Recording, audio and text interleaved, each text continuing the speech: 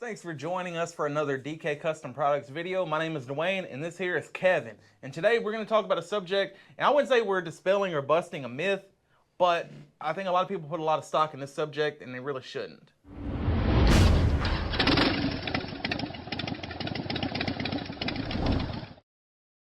Now, as you guys know, Kevin and I preach the importance of keeping your bike cool, and there's a lot of measures to take. You know, there's no silver bullet. We've said that countless times. There's no silver bullet to cooling your engine. It takes a lot of small things to add up to a big end result. Some things are more expensive than others. Some things have more of an effect than others. So that's really what this video is about. So there's a common belief out there. I run into it a lot. I'm not sure if you do. I run into it a lot where people think that by tuning their bike that they're going to cool it down, and that's pretty much all they need to do to cool it down.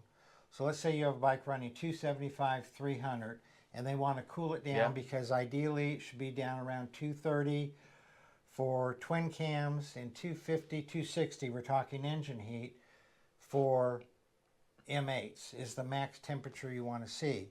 But if they're at 300, they think if I tune it, that's going to cool it down. But how much does a tune on a twin cam actually cool the bike down? If you have a late model twin cam, especially, they run a little lean from the factory. So enriching the tune will help a bit, but there's other means to address engine temperature other than tuning the bike that are much more effective.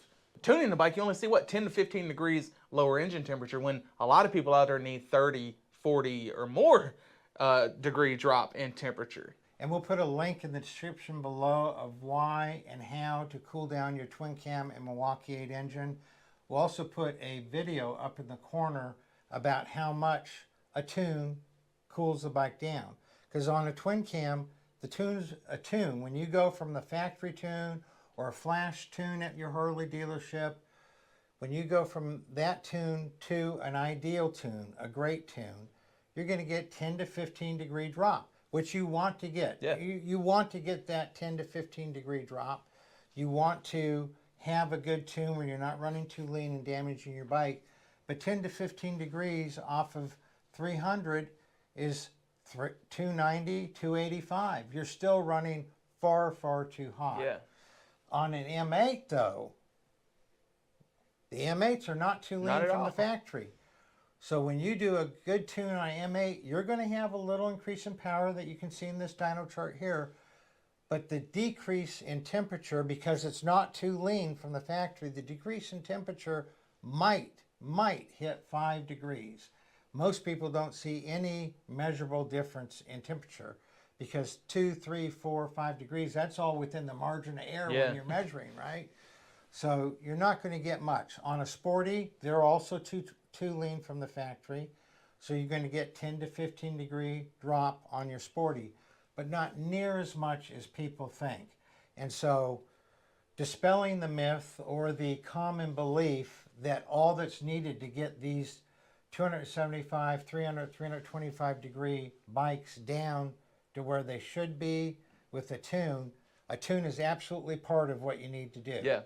But it is not the end-all, be-all. No, and you should tune your bike with the goal of efficiency and performance in mind. Say you enriching it and you're only looking at engine temp readout, and you keep going until you get a really handsome number there.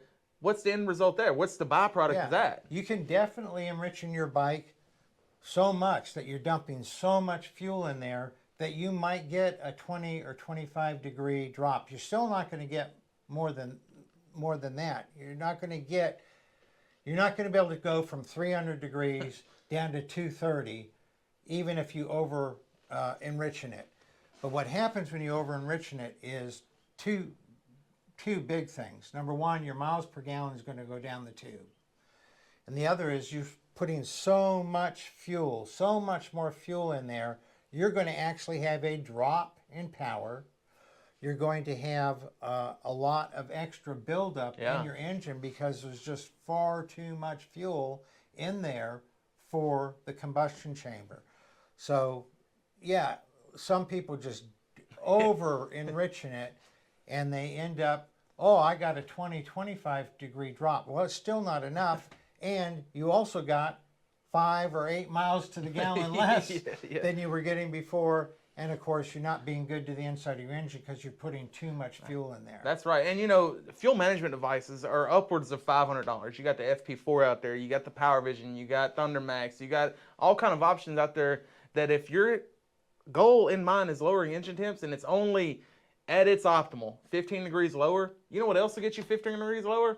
A $60 tank lift kit. Yeah. Like something that simple. So it's not the way to go. It's not the first step you should take in cooling your bike, but it would certainly supplement other cooling components you've done.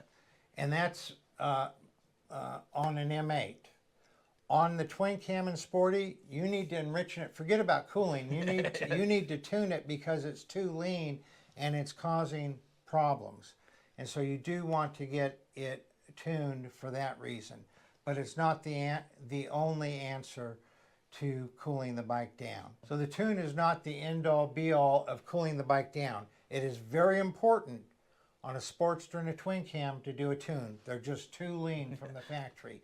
Your bike will run better, it will run stronger, and it will run 10 to 15 degrees cooler.